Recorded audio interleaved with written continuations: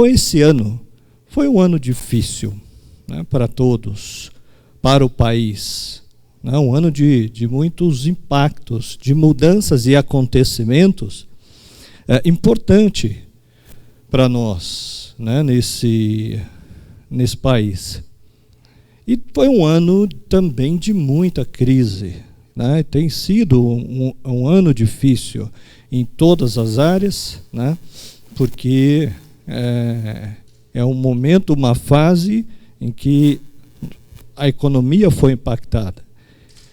E isso impacta em qualquer área, em qualquer segmento, né? Então nós vivemos e assistimos muitas situações, né?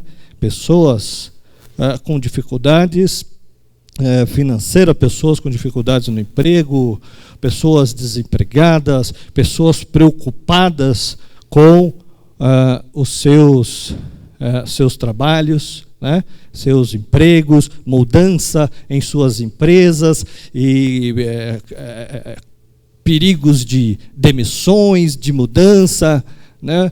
Mudança em diretorias, por conta de uma série de fatores e que pode nos impactar, e pessoas, enfim, tantas dificuldades, né? Crise em várias áreas. Foi sim um ano de crise, né? Pessoas que foram impactadas nas suas vidas, tiveram mudanças de diversas formas, né? E que tiveram que se adaptar. Mas todas essas mudanças e todas essas circunstâncias nas nossas vidas, em todo o tempo, né, é uma escola de Deus, onde nós somos provados e somos aprovados, onde existe propósito para todas as coisas debaixo da terra, né? Nós sabemos disso. E esse dia é uma boa oportunidade para nós refletirmos esse cenário, essa circunstância que nós temos vivido no nosso país, que temos contemplado em algumas famílias, em algumas situações, seja perto ou seja longe de nós, mas algumas circunstâncias que temos vivido e que temos visto e que temos passado. Queria falar sobre isso e meditarmos juntos nessa noite a respeito desse cenário. Então, para isso, vamos abrir a palavra do Senhor, segundo livro dos Reis, capítulo 4, a partir do verso 1. Está escrito assim: E uma mulher das mulheres dos filhos dos profetas clamou a Eliseu, dizendo: Meu marido, teu servo, morreu, tu sabes que teu servo temia ao Senhor. E veio o credor para levar os meus 2 filhos para serem escravos. E disse Eliseu: Que te hei de fazer? Declara-me o que tens em casa. E ela disse: A tua serva não tem nada em casa, senão uma pequena botija de azeite. Então ele disse: Vai, pede para você vasos ou vasilhas emprestadas a todos os seus vizinhos, vasos vazios, não poucos. Então entra, fecha a porta sobre você e seus filhos e deita o azeite sobre todos esses vasos e vai colocando à parte o que tiver cheio. Partiu, pois, ele sobre a porta sobre si, seus filhos, eles enchiam os vasos, ela enchia os vasos, e eles traziam e elas enchiam. Sucedeu que cheios foram os vasos, disse aos seus filhos: Traga-me mais um vaso. O menino respondeu: Acabaram-se os vasos. Então o azeite parou. Então veio ela e fez saber o homem de Deus. Ele disse: Vai, vende o azeite, paga a tua dívida, tu e teus filhos vivei do resto. Amém. Vamos sentados. Vamos orar. Pai, em nome de Jesus, te damos graça. Obrigado, Pai querido, por essa oportunidade de estarmos mais uma vez na tua casa. Senhor, pedimos, Pai, que Teu Espírito Santo venha ministrar aos nossos corações através da meditação da Tua palavra nesta noite. Que o Senhor coloque, Senhor, as Tuas sementes sobre as nossas vidas e que elas encontrem terra fértil no nosso coração para que dê fruto, que não seja perdidas, que não seja apenas, Senhor, mais uma meditação, mais um estudo da Tua palavra, mas que seja, Senhor, uma conversa com Teu Espírito Santo, que seja, Senhor, uma ministração aos nossos corações, que possamos, Senhor, ter discernimento de Espírito, baixar, Senhor, toda a nossa guarda e ouvir o que vem de Ti, reter o que é bem. Possamos responder a Ti, Senhor. Possamos, Senhor, Pai, ouvir e obedecer. Essa família estava fadada ao fracasso. Uma família em ruína, uma casa aparentemente destruída pelas circunstâncias da vida. As atitudes dessa mulher, somada à provisão de Deus, isso foi o que gerou mudança na história dessa família. Porque não adianta só a gente ter atitudes corretas, né? Deus tem que intervir. E também não adianta apenas intervenção de Deus quando eu não quero mudança na minha vida, na minha família. Então, antes de entrar no texto, eu queria atentar aqui para 3 verdades a respeito de crises. Toda casa tem crise, toda família tem crise. Todos nós, um dia ela vai bater na sua porta, mas existem algumas verdades sobre crise que eu gostaria de compartilhar para a gente registrar. A primeira verdade sobre a crise é que elas são inevitáveis. Alguém já falou uma vez que a vida cristã não é uma sala VIP com ar-condicionado. Aceitar Jesus, entregar sua vida a Jesus, não te dá uma carta de euforia, né, dizendo livre das crises e dos problemas da vida. As crises são inevitáveis, elas vão chegar. A segunda verdade sobre a crise é que elas são imprevisíveis, né? Não dá para você marcar na sua agenda, né? Pastor, daqui a 4 meses eu vou ficar doente, você pode me visitar? Não tem como. As crises, além de serem inevitáveis, você vai vivê-las, elas chegam de surpresa, sem anúncio. Não dão aviso, né? Não são agendadas, programadas, planejadas. São imprevisíveis. Primeiro, as crises são inevitáveis. Segundo, são imprevisíveis. Terceiro, são pedagógicas. É para o nosso aprendizado. Mas sabia que tem gente que não aprende nada na crise? Nada. Né? Tipo Israel no deserto, 40 anos e não aprende, não sai do lugar, nunca, não avança, porque há um propósito na crise. Deus não desperdiça sofrimentos, traumas, problemas, adversidades numa família. Há um desejo no coração de Deus de forjar o caráter, há um propósito soberano de realizar alguma coisa por intermédio da crise. Toda crise é pedagógica.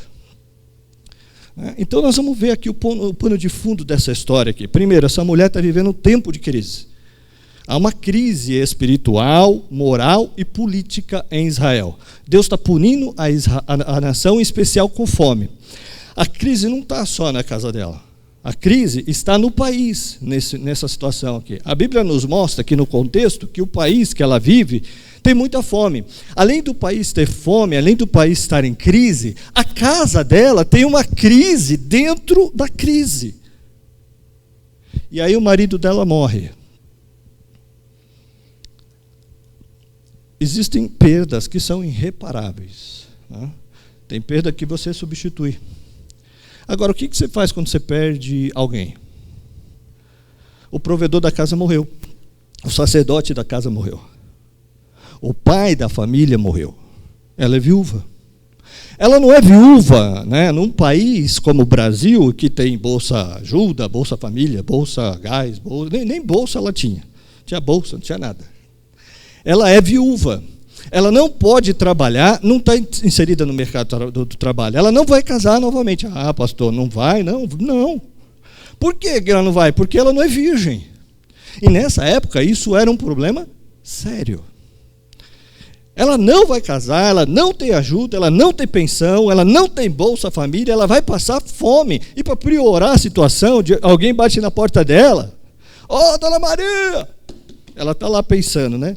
Puxa, não tem como piorar. E alguém vai lá e bate na porta. Ô, de casa! Ela abre a porta. Ô, meu nome é fulano de tal, eu sou agiota. Eu vim aqui cobrar uma dívida da senhora. Não, eu não devo nada para o senhor. Deve sim. Olha a nota promissória aqui. Olha o nome do seu marido aqui, não? O nome dele aqui. Ó. Pois é. E agora? O que você tem aí? Ah, tem uma botija de ajeito. Eu falo, não, dona, isso aí, a dívida é muito alta. Eu vou levar os seus filhos. Ela deu os filhos? Ela entregou os filhos? Não. Só que em vez de negociar com a agiota, ela vai na casa do profeta e aí ela revela para ele o que está acontecendo. E ele dá umas orientações, ela volta para casa e o milagre acontece. O que eu acho incrível aqui é que o profeta dá uma ordem para ela, perguntando o que você tem em casa. Ela disse, eu tenho uma botija. Só que o profeta mandou ela ir na casa dos vizinhos, não mandou pegar botija, mandou buscar vasos. Tem diferença? Enorme, bem grande. A botija é um objeto pequenininho, né? No especial dela não se refere a um azeite de comida. É um azeite provavelmente usado para iluminação, para candeeiro, quem sabe, né? Ou às vezes para unção. E o profeta não diz pega a botija, ele diz pega a botija, ele fala pega a vaso. Aí tem que ser crente, né, para acreditar que ela pegou uma botija e encheu ela pegou uma botija e encheu um vaso. Tenta fazer isso nessa casa, para você ver o que acontece. Ela pegou um objeto pequeno e encheu um vaso. Quando a casa dela estava cheia de vaso, tudo cheio, ela foi o profeta e ele orienta algumas coisas que nós vamos falar agora aqui. E aí, o milagre acontece. Os historiadores acreditam que quando alguém devia, o credor fazia 3 visitas. A primeira para negociar, não deu certo. A segunda, ele levava os bens da família, levava todos os bens. Terceiro, ele levava pessoas, que era o caso dela. É por isso que ela disse, eu não tenho nada, porque já tinham levado tudo. Eu só tenho uma pequena botija. Sabe o que a gente aprende aqui?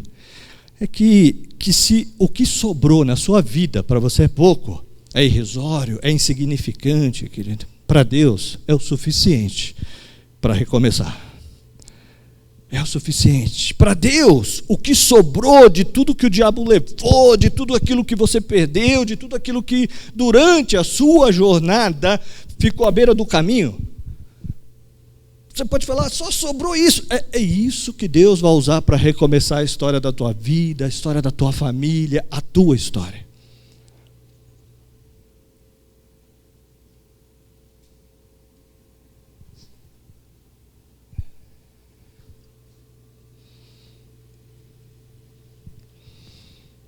Quais são as verdades do texto? Primeiro, ela reconheceu que precisava de ajuda. Pastor, é simples demais. Eu sei, só que tem gente que não reconhece. Não reconhece. O casamento vai acabar, mas ele não pede ajuda. Está atolado na dívida, mas ele não pede ajuda. Aliás, ele nem reconhece que tem problema. E eu? Conhece gente que está sempre certo? Está tudo bem, está tudo sempre certo. Está tudo bem, né? E não está. Sabe, casamento está bem, a vida espiritual está bem, mas não está, mas ele não reconhece. Né? Além de reconhecer, ela foi até a pessoa certa. E quando o profeta dá a instrução, ela obedece à instrução. O problema é que nós, brasileiros, temos uma cultura de não obedecer instruções. Né? A gente mal lê manual. Né? Você quer ver? A gente vai no médico, por exemplo. O médico fala assim, toma 3 vezes no dia isso aqui, 4 vezes isso aqui, você não faz isso. Não faz... A gente sai, o que a gente faz? A gente não segue instruções.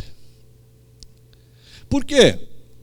porque o ser humano, por natureza, ele já vem com o kit Adão, ele é desobediente. Sabe, então, às vezes o que a gente espera para reconhecer que precisa mudar? Ela reconhece e vai a quem pode, porque alguém perto de você sabe o que você não sabe e faz o que você não sabe fazer. Né? Aí ela reconhece e obedece à instrução. Bíblia, provérbio, a multidão de conselheiro há sabedoria, na multidão de conselheiro está o bom êxito, na multidão de conselheiro se vence a batalha. Nós não compartilhamos nada com ninguém, deixa a vida casar, a vida íntima acabar, casamento, vai morrendo, vai morrendo, vai morrendo. Uma mão sozinha não bate palma. É melhor serem dois, porque se um cair, alguém levanta. Não é essa a orientação? Mas e o orgulho? Não, aqui não. Eu resolvo. Resolve nada. Resolve nada. Segunda coisa que a gente aprende aqui, ela reconheceu que Deus estava no controle. O maior desafio da nossa vida é reconhecer que Deus está no controle quando a gente perde o controle. Né? Tem dinheiro no bolso, está tudo bem, você está no controle, aleluia. Agora, quando você perde o controle, né? Deus, cadê o Senhor? Deus está no controle, é você que não está. Pastor, prova que ela reconheceu Deus no controle. Ela não murmurou. Porque quando você está na crise, a primeira coisa que a gente faz, murmurar. Murmura dos filhos, murmura da comida, murmura do casamento, murmura de tudo, murmura, reclama de tudo. Né? Tá calor demais, gente, Deus vai matar nós com esse calor. Tá frio, reclama, tá aventando, reclama. Na crise, você pode ser pessimista ou otimista. Você conhece gente que olha o copo com água pela metade, ele fala, está acabando. O outro olha o mesmo copo pela metade e fala, falta pouquinho para encher. Na crise, você pode ser adorador ou murmurador. A escolha é sua, a escolha é nossa. Tem gente que se faz de vítima na crise. Né? Tem gente que gosta de ser vitimizado na crise. Ele gosta que você tenha dó, que você tenha pena dele. Né? A primeira atitude para quem quer sair do fundo do poço é parar de cavar. Parar de cavar. Né? Eu sou apaixonado aqui pela história dessa mulher, porque a família dela está afundada numa crise e ela não murmura. Ela vê que Deus é soberano e Deus está no controle. Pastor, como ela cria que Deus estava no controle? Ela não pôs a culpa no diabo. Porque a primeira coisa que a gente faz quando a luta vem, a gente fala, é Satanás, foi ele. Ela vai no profeta e diz, eu estou aqui porque meu marido, teu servo, é temente a Deus. Veja, o texto tem morte, dívida, problema, crise, filho escravo, a família está do avesso. E ela está dizendo, olha, lá em casa nós somos temente a Deus. Como pode? Como pode? Um dia, Satanás decidiu destruir a família de Jó. Ele decidiu no inferno, vou destruir a família de Jó. Ele não saiu do inferno para a casa de Jó. Né? Ele não faz o que quer. Ele não foi para a casa de Jó. Ele saiu do inferno e foi para onde? Para o céu. Fazer o quê? Pedir autorização para Deus. Quando Satanás chegou, Deus já sabia o que ele queria. Deus não disse, rapaz, eu não sei o que você veio fazer aqui. Ele falou, não. Ele falou, viste o meu servo Jó? O diabo não tinha nem falado. O que Deus está dizendo? Eu sei o que você quer, de onde você veio, eu sei o que você anda fazendo. Né? Aí o diabo falou assim, eu quero fazer isso. Aí Deus deu uma lista. Eu te autorizo a fazer isso. Não toque nele. Você está entendendo o que Deus está falando? Quem governa aqui sou eu. Aí desce o diabo. Né? Daqui a pouco ele volta. Não deu certo, não. Ele não murmura. Deixa eu tocar nele. Teve que voltar para pedir autorização. Aí Deus deu outra autorização. Pastor, o diabo existe?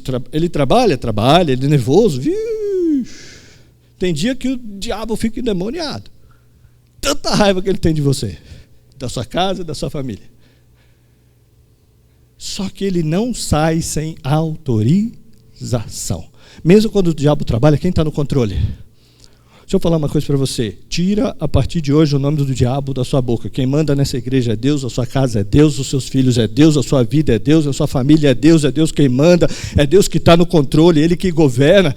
E eu sou apaixonado da história dessa mulher porque ela está na crise e ela está dizendo, nós tememos a Deus. Deus ainda está no controle da tua família.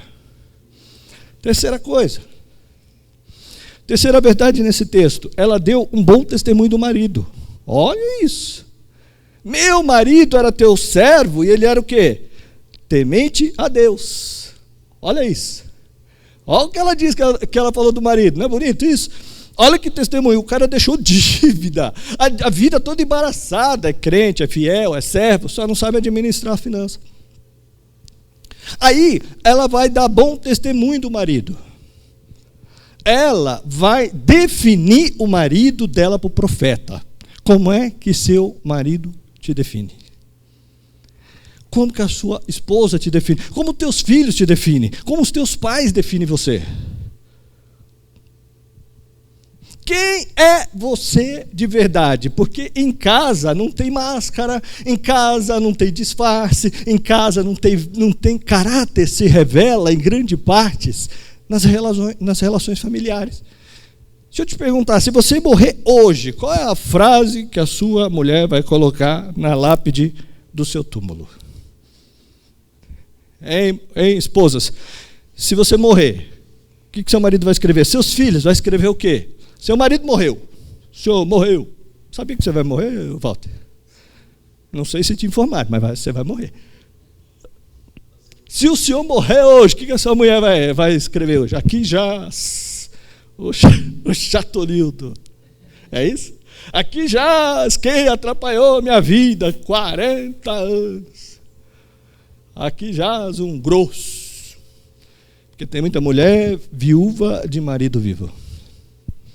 Da mesma maneira, tem muito homem que é viúvo de esposa viva. Filhos órfãos de pais vivos.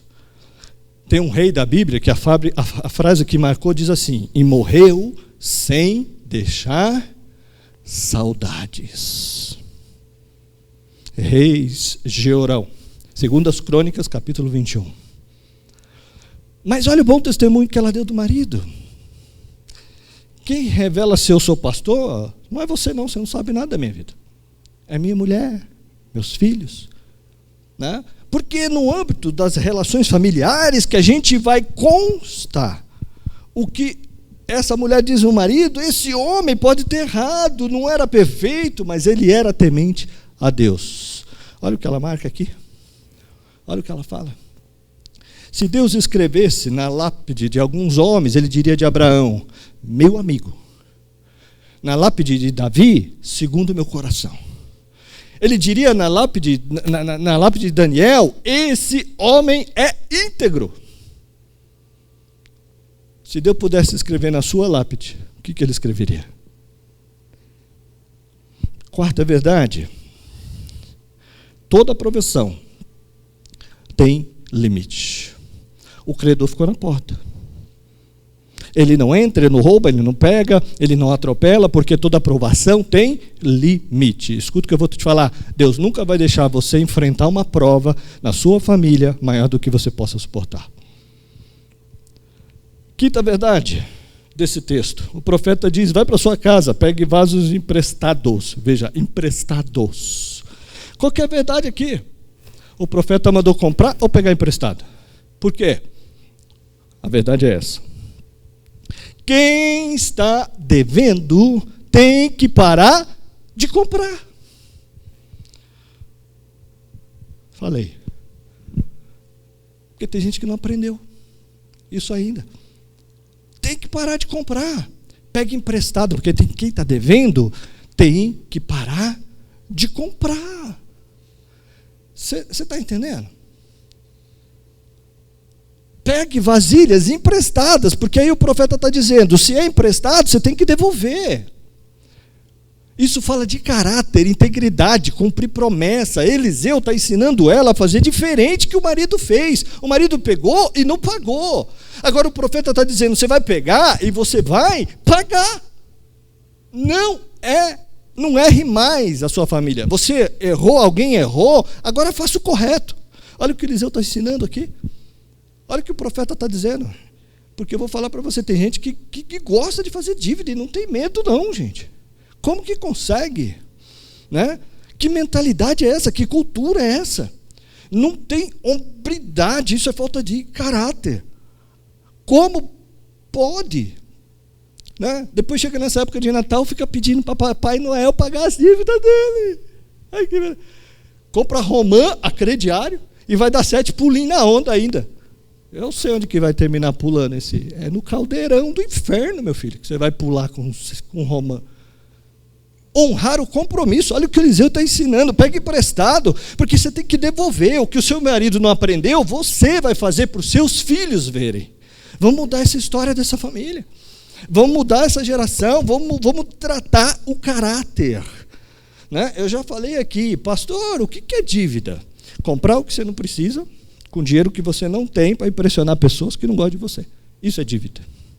Comprar o que você não tem, o que você não precisa para impressionar pessoas que não gostam de você. Porque quem gosta de você descalço ou de tênis de marca, de BMW ou andando de ônibus, de metrô. Porque ele não gosta de o que você tem, ele gosta de você. Ela tinha portas abertas.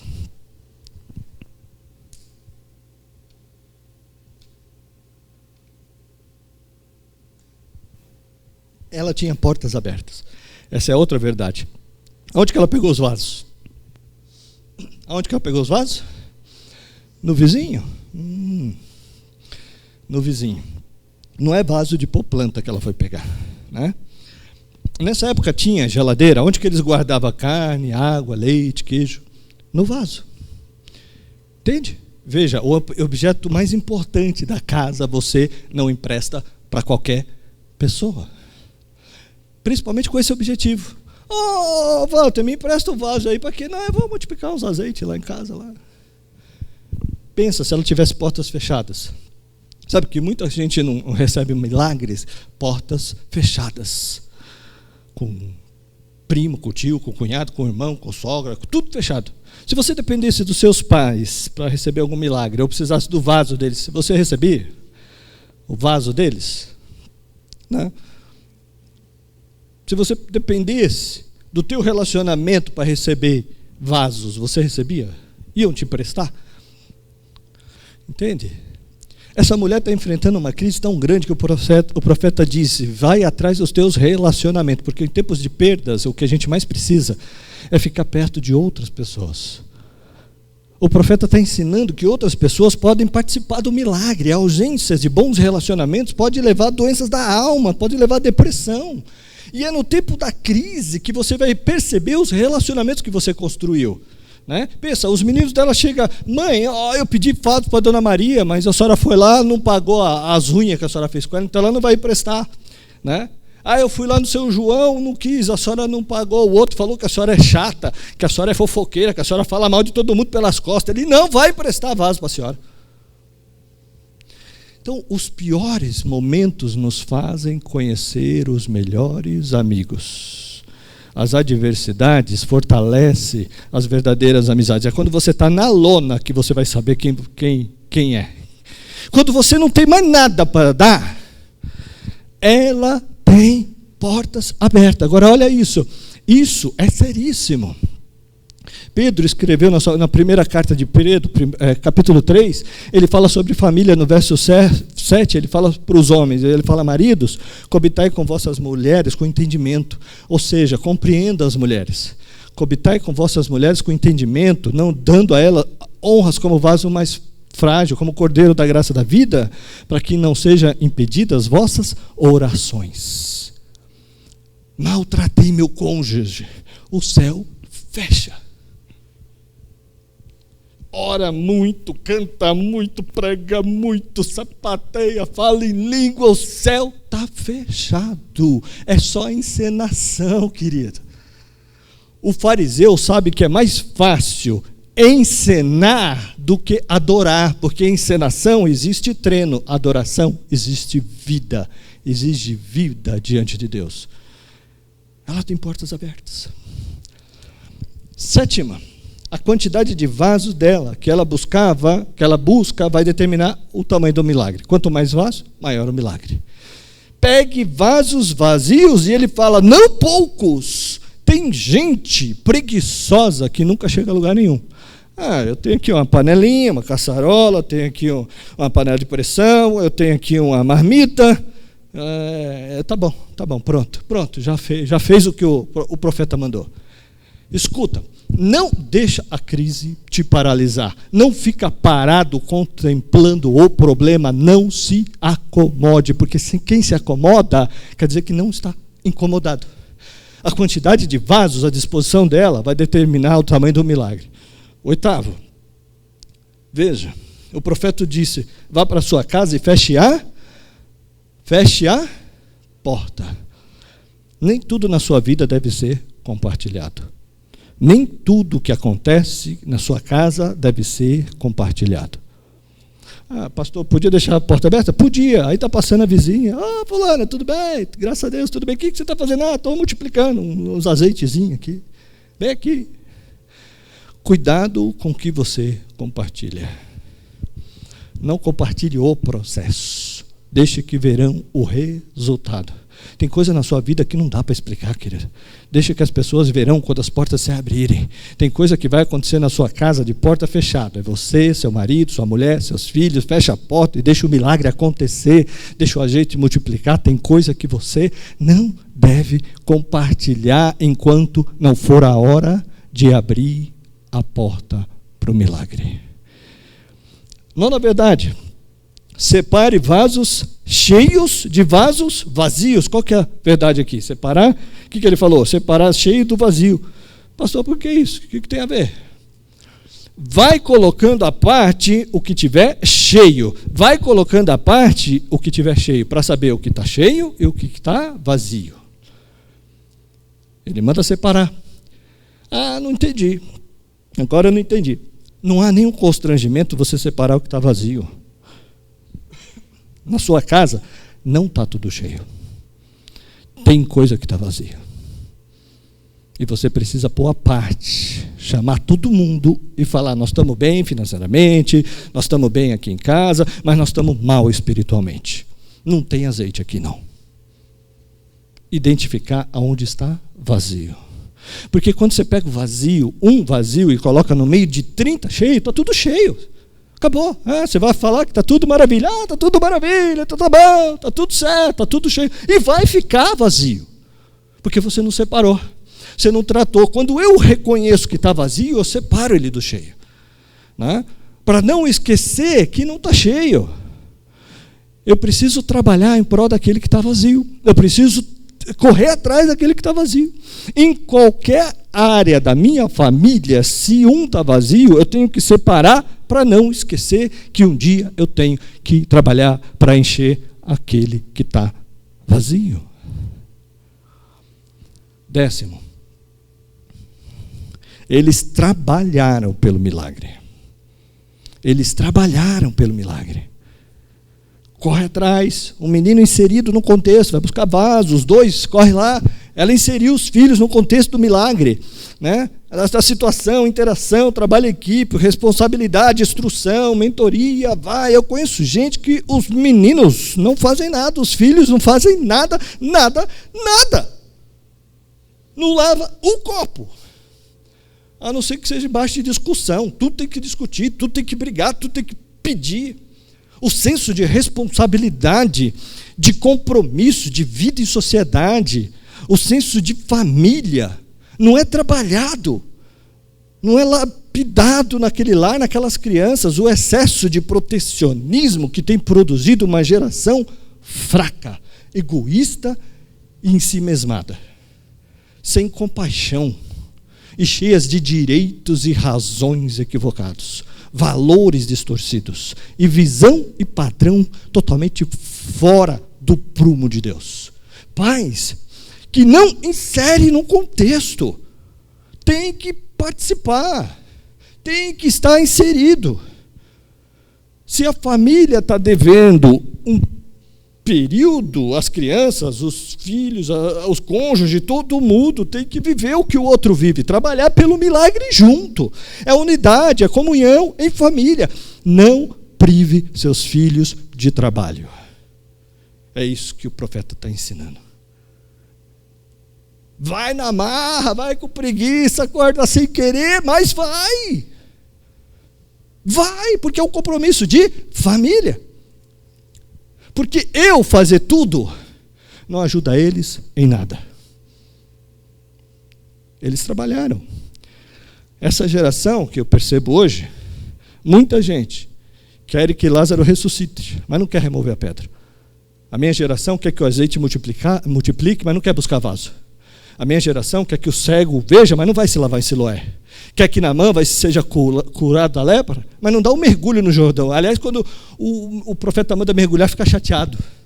Quer que o paralítico ande, mas não quer fazer nada. Uma geração que quer muito, mas não tem nada para oferecer. Quando você ajoelha e fala, Deus me ajuda, Deus fala, me ajuda você, filho. Quer passar em concurso, não estuda. Quer passar em vestibular e não estuda. Ei, Deus fala, alô. Vamos supor que você chega lá no quintal da minha casa. Você fala, pastor, por que você está chorando?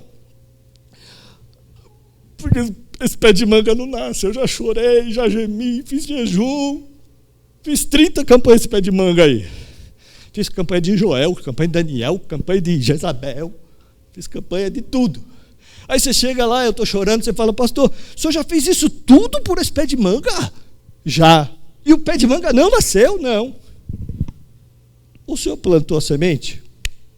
Esqueci. Vai nascer? Não ore por semente que você não plantou. Não reclame dos seus filhos.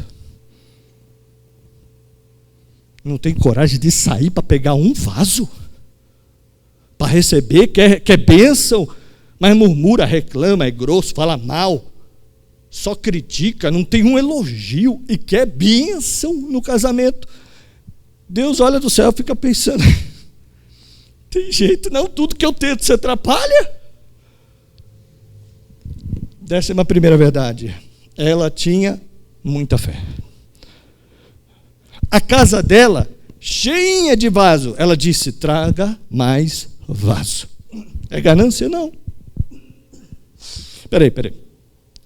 Quer dizer que o Eterno, o Criador do universo, cujo nome, cujas estrelas ele chama pelo nome, o céu é o seu trono, a terra é o cabelo dos seus pés, a água do mar cabe na palma da mão. Quer dizer que esse Deus entrou na minha casa, na minha cozinha? Traz mais vaso, porque eu quero o milagre do tamanho de Deus, do milagre que está na minha casa, na minha família. Ela quer mais. Sonhe grande, porque o teu Deus é grande. 12ª verdade. A fonte é inesgotável. Traga vasos. Né? E a Bíblia diz o quê? Os vasos acabaram. Então, o azeite, o que aconteceu? Acabou? Não acabou. Ele parou. O que acabou? Vaso. O que parou? Azeite. Enquanto tiver vaso, tem azeite. Quanto mais vaso, mais azeite. A fonte é inesgotável. Aleluia. Quanto maior a sua necessidade, maior é a provisão de Deus para a tua vida, querido. A fonte é inesgotável. 13ª verdade. Negocie com o que Deus te deu. Vem cá. Quanto é que você pagou nesse azeite aí? Nada. Como surgiu o azeite? Milagre do nada. Não comprei, não gastei, de graça. Deus me deu os talentos e os dons de graça. E o profeta disse o seguinte, já que ele te deu de graça recebei, de graça... Não, esse versículo não é daqui não, está no lugar errado. Deus te deu um dom, Deus te deu um talento, Deus te deu habilidades. Você presta serviço, você tem seu produto, venda com orgulho. Não é errado ganhar dinheiro com os talentos que Deus te deu. Você não pode o dinheiro dominar você, mas quanto mais você ganhar, É bênção, querido. De graça, receber de graça dai é só oração, pregação, salvação é de graça. 14ª lição, estou terminando. Todo o milagre tem objetivo. O profeta disse, vai para a tua casa, vende o azeite e pague a dívida. Ele disse, filha, multiplicou, está cheio de azeite, vai lá no shopping, compra tudo em sapato, ô centopeia. Não foi isso que ele falou. Ele falou, pedis e não recebis, e não recebei, por quê? Porque tem gente que não sabe nem o que quer. Por isso que Jesus chega no cego de nascença, cego, Jesus sabe o que é. Fala, o que você quer? Mas o que ele quer? A gente acha que ele quer ver. Será que ele quer ver?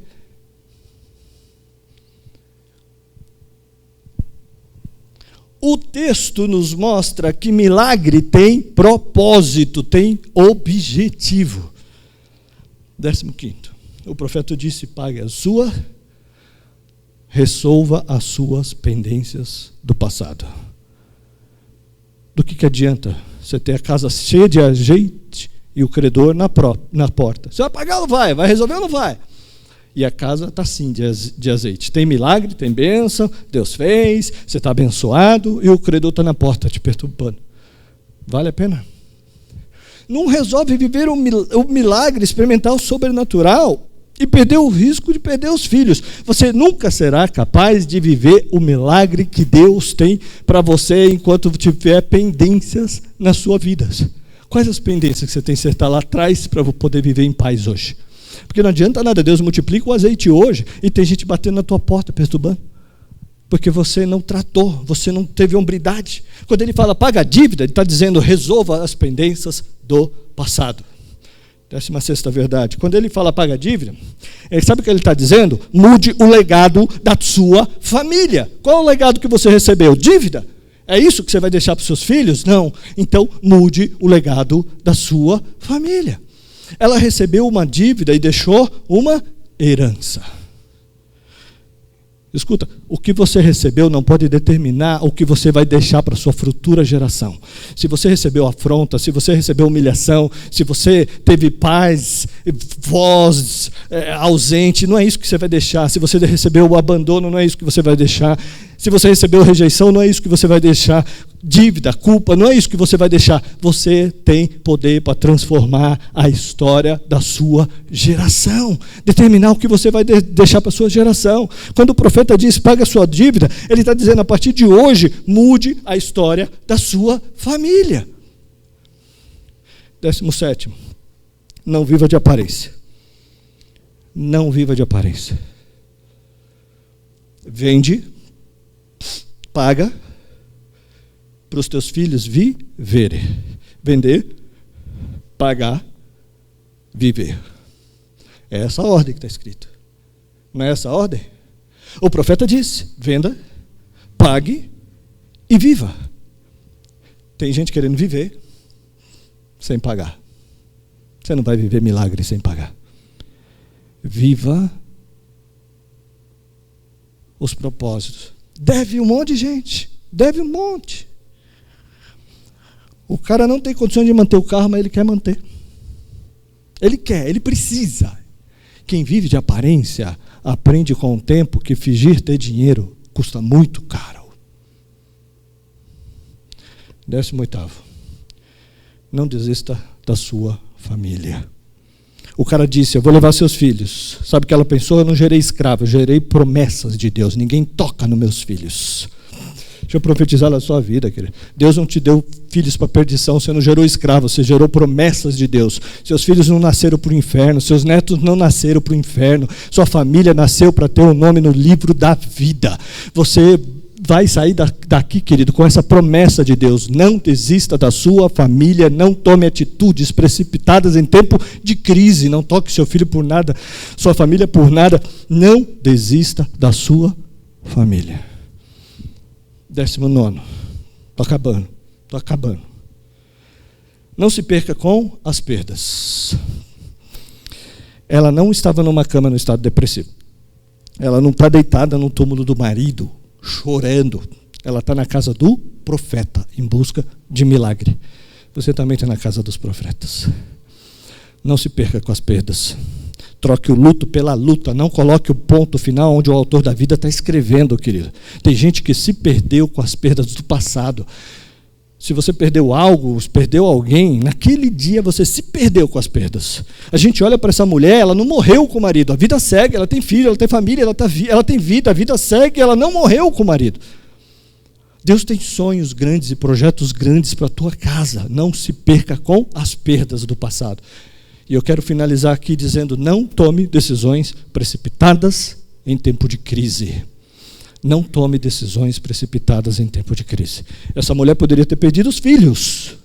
Ela poderia ter negociado os filhos na hora errada. Ela poderia ter feito coisas terríveis com a família. Mas ela não tomou decisão precipitada em tempo de crise. Nunca diga para o seu cônjuge, você não presta, vou te largar, vou sair dessa igreja. Não tome decisões precipitadas em tempo de crise. Acalma o teu coração. Não profira palavras de engano, nem palavras proféticas contra o teu filho, contra a tua família.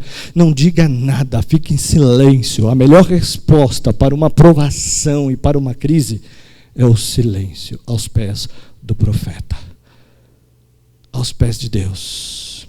Nós tiramos aqui 20 lições da experiência dessa mulher. Poderíamos tirar muito mais, mas nós iríamos estender aqui à noite. Mas a frase mais triste sobre família aqui está aqui. O que você tem em casa? Eu não tenho nada. Por que eu não tenho nada? Porque o credor já tinha levado tudo. Pastor, por que o credor levou tudo? Porque o azeite e a vinho era tanto, e em tantos vasos, que Deus tirou as coisas velhas para colocar as coisas novas. É assim que Deus faz. Por isso passamos por crise. Talvez você perdeu alguma coisa. Deus está dizendo, eu tirei coisas velhas, querido, para colocar coisas novas, para que o novo chegue, o velho tem que sair. Entende? Só tem espaço para colocar milagre quando tem o novo. Passa aqui, vamos passar na porta dessa mulher? Vamos passar lá? Agora tem uma plaquinha, vende-se azeite. Vende-se azeite? Cadê o pé de azeitona? Cadê a prensa para fazer o azeite? Cadê? Ela disse aqui, vocês estão olhando para a terra e meu milagre não veio daqui. Esse azeite não veio daqui, ele é especial. Quando as pessoas veem o que Deus tem para você, eles vão falar, surgiu de onde? Você não estava na crise? Você só vive, você só experimenta, você só recebe. Você só glorifica a Deus quando a porta abrir, querida. Essa é a vida que eu desejo para mim e para você nesse novo ano. Esse é o presente que Deus tem para você, porque Ele sonhou contigo. Viva o melhor dessa terra. O meu Deus, o teu Deus, é um Deus de milagres. É um Deus de milagres. Viva o milagre de Deus. O ano de 2019 foi um ano de crise. Não para não. Continua pegando vasilhas. Continua pegando vasilhas. Porque enquanto houver vasilhas, haverá azeite. Viva os milagres de Deus. Mas não morra junto com as suas perdas. Levanta e anda. Deus é contigo. É esse 2020 que eu desejo para você, que você possa se posicionar em Deus e viver os milagres, em nome de Jesus. Mesmo sentados, vamos orar.